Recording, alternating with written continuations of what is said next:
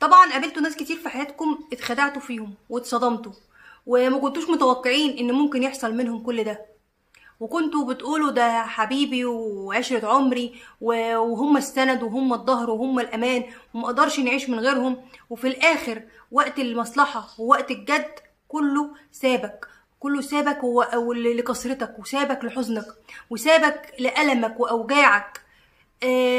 الناس دي بتبقى وقت الجد ما بيكونوش سند، ما بيكونوش ظهر، ما تقدروش ان انتوا تعتمدوا عليهم. هم معاكم وقت الفرح، وقت المصلحة، وقت ما يكون ان انت معاك فلوس، انت كويس، انت عندك فرح، عندك بتخرج وتروح وتيجي ولاقينك الدنيا تمام وحلوة معاك، فهم تمام وكل حاجة.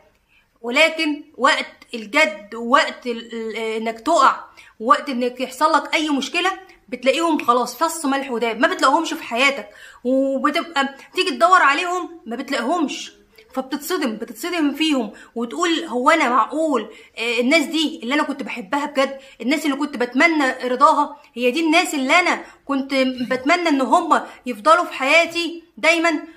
ايه اللي حصل؟ فبتلاقي اسئله كتير بتدور في دماغك، وتلاقي كلام كتير وما بتبقاش لاقي ليه تفسير. التفسير الصح اللي هو ان انت ما بتدورش على ناس صح، ما بتدورش على ناس شبهك، انت محتاج حد يكون زيك، ان انت تبقى مطمن وانت قاعد معاه، مطمن وانت بتحكي له ظروفك، مطمن وانت بتحكي له كل مشاكلك، معاك في حزنك قبل فرحك، مش وقت الفرح بس، وقت الحزن ما بتلاقيهوش. فلو صادفتوا ناس في حياتكم بيحبوكم من غير اي مصلحة او بدون اي مقابل، امسكوا فيهم بايديكم واسنانكم، اوعوا تضيعوهم من ايديكم، لانكم لو ضيعتوهم هترجعوا تندموا عليهم. ناس كتير والله العظيم عايزه اقول لكم ممكن تصادفوهم في حياتكم جواهم كمية حقد وغل وكراهية بجد عمري ما شفتها في حياتي.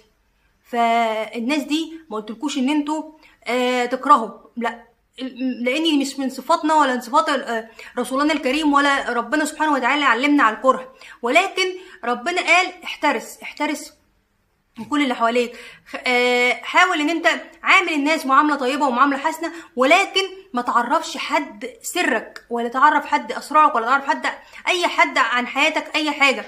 هم حبيبي وكل حاجه، لكن انت مش عالم ان هو بيكرهك وبيحب لك الخير وبيتمنى لك الخير ولا لا. انت لقيته بيحبك ماشي تمام، بس برضو عايزه اقول لكم ان انتوا ممكن يحسدوكم على ابسط التفاصيل، وانتوا ممكن تحسدوا نفسكم.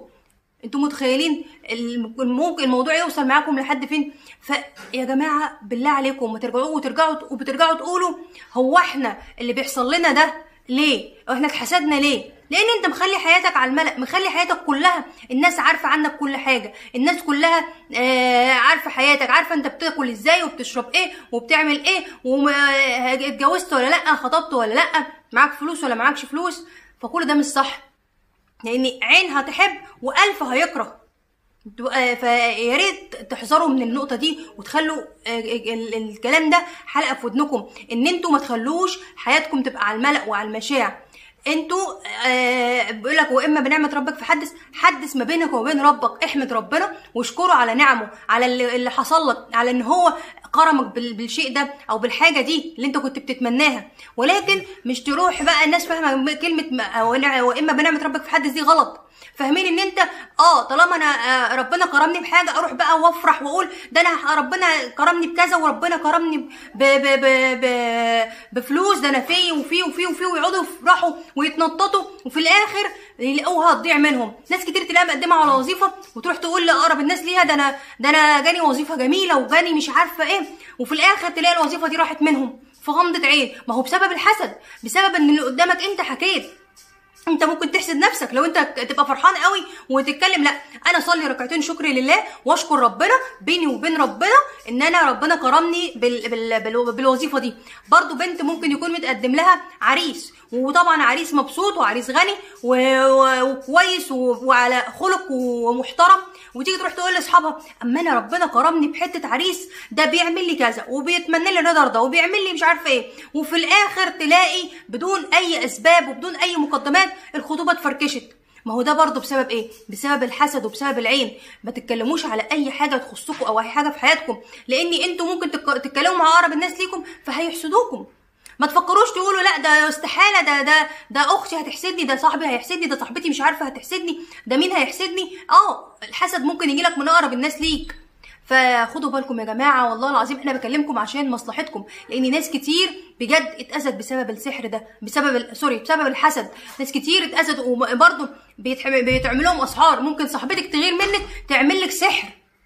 انت متخيله؟ يعني ممكن صاحبتك اقرب واحده ليكي وبتاكل معاكي في طبق واحد، ومعاكي على الحلوه والمره، وماشيه معاكي وحبيبتك وكل حاجه، ومع ذلك ممكن تغير منك تروح عامله لك سحر عشان تفرق ما بينك وما بين خطيبك، او ما بينك وما بين جوزك. يعني والله العظيم انتوا مش متخيلين ممكن الضربه تجيلكم من مين.